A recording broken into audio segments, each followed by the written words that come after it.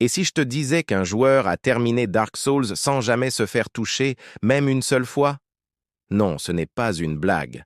C'est l'histoire incroyable d'un joueur connu sous le nom de The Happy Hob, un homme qui a repoussé les limites de ce que l'on pensait possible dans le monde du jeu vidéo. Dark Souls, pour ceux qui ne connaissent pas, est un jeu réputé pour sa difficulté extrême.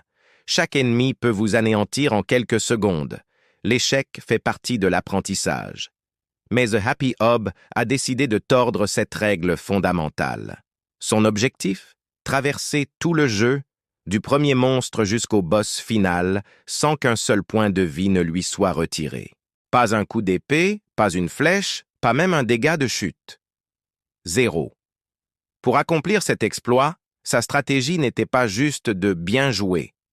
C'était une chorégraphie millimétrée, une connaissance encyclopédique de chaque recoin du jeu.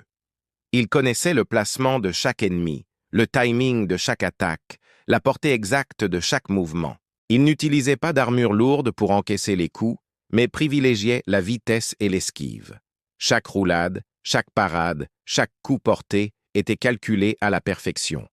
Son arme n'était pas la plus puissante, mais celle qui lui offrait la meilleure fenêtre d'attaque sans se mettre en danger.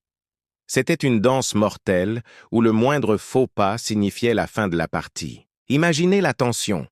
Pendant des heures, chaque rencontre est un moment de vie ou de mort pour la run.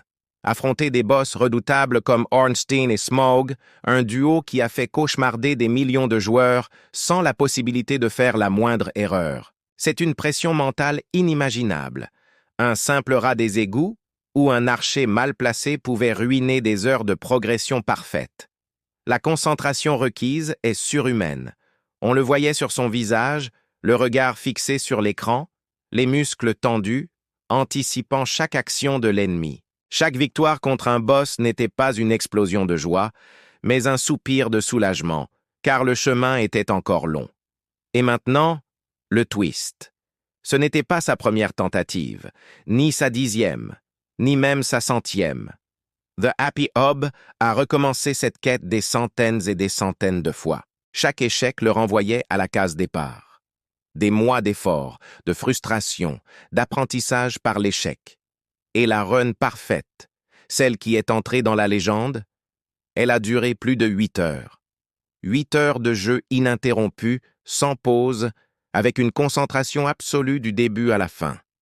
Quand il a finalement battu le boss final, l'émotion était palpable. Ce n'était pas juste la fin d'un jeu, c'était l'aboutissement d'un défi personnel monumental, une preuve que la persévérance et la maîtrise peuvent transformer l'impossible en réalité.